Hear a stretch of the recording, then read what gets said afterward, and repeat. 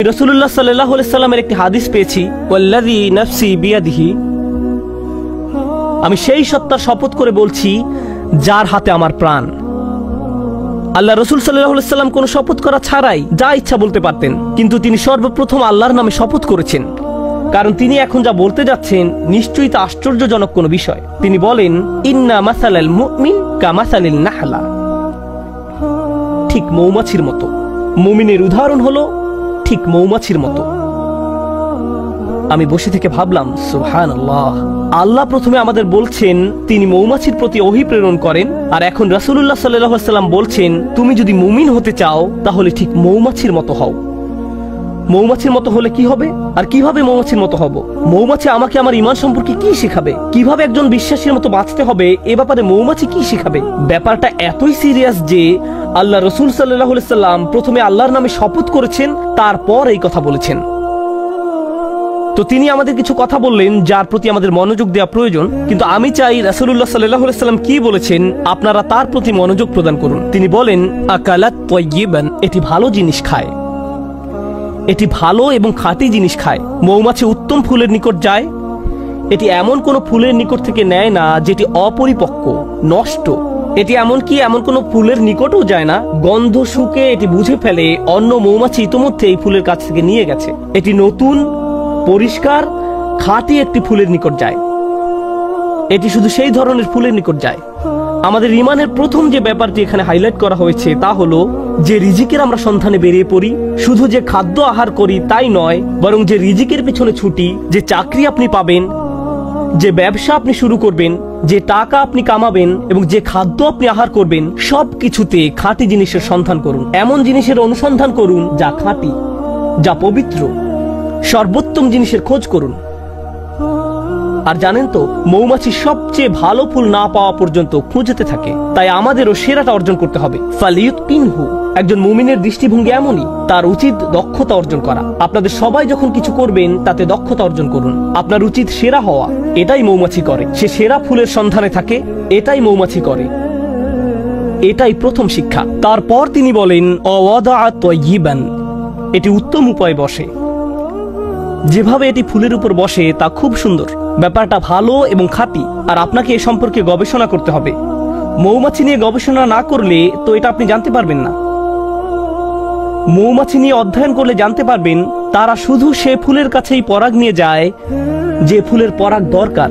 মৌমাছি যখন কোনো ফুল থেকে মধু নিতে যায়, তারা ওই ফুল থেকে মধু নিবে না যদি না তারা ওই ফুলকে আরো বেশি কিছু দেয়। তারা একে জীবন দিবে, পরাগ দিবে।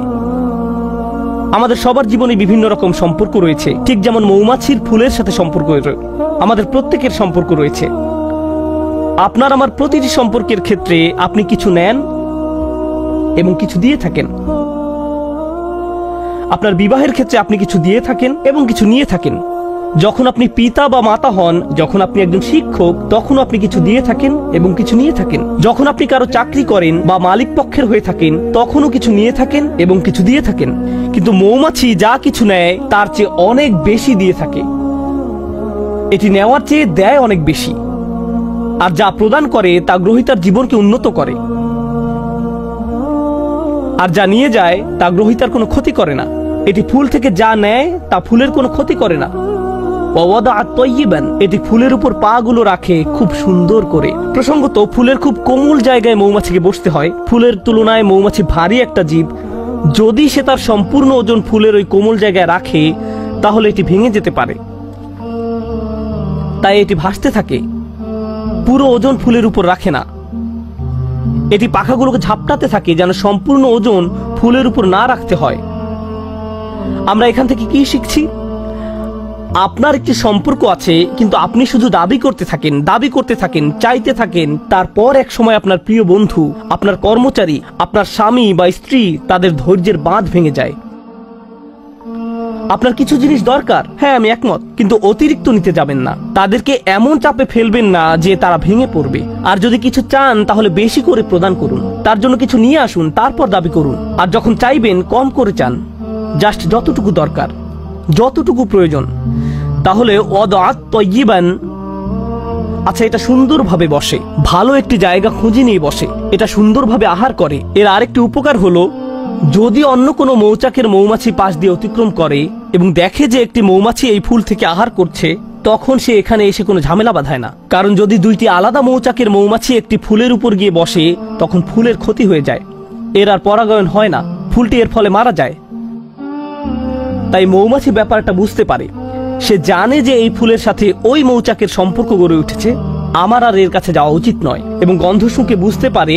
এরপর সে অন্য আরেকটি ফুলের নিকট যায় যাকে স্পর্শ করা হয়নি এখনো। আর আমরা কি করি?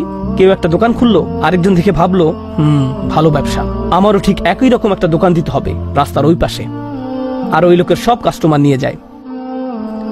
যখনই কোনো কাস্টমার ওই ব্যক্তির দোকানে যেতে নেয়, এই ভাই এদিকে আসেন, আপনাকে একটা জিনিস দেখাই। আমরা কি করি? আরো শত শত জায়গা আছে যেখানে আমি দোকান দিতে পারি। আল্লাহ রিজিক প্রশস্ত, আমাকে তার প্লেটের ভাত নিজের প্লেটে তুলে নিতে হবে না, কিন্তু এটাই আমরা করি। মানুষ এমন কৃপণের কৃপণ। আমি এমন মুসলিম চাকরিজীবীর কথা জানি যারা অনেক টাকা কামায়, আমি এমন ডাক্তারদের কথা জানি যারা যথেষ্ট টাকা আয় করে, তারপর হয়তো কোনো মেডিকেল কলেজের ছাত্র যে হাসপাতালে ইন্টার্নশিপ খুঁজছে, আর এই ডাক্তার তার জন্য সুপারিশ করে না, কারণ হয়তো 5 বছর পরে সে আমার চেয়ে বেশি আয় করবে। আমি এটা চাই না। এভাবে আমরা একে অন্যকে সাহায্য করতে চাই না।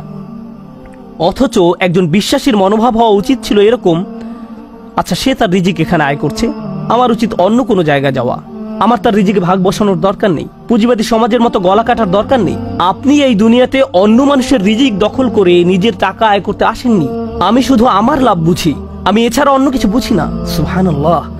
আর নবী সাল্লাল্লাহু আলাইহি সাল্লাম বলেন, ওয়াকাআত ফালাম তাকসির, এটা বসে কিন্তু ভেঙে ফেলে না, এটা দাবি করে এবং নিজেরটা নেয় কিন্তু ভাঙে না, এটা নেয় সর্বোত্তম পন্থায়। আহার করার কি এক মহৎ পন্থা, বাঁচার কি এক মহৎ পন্থা।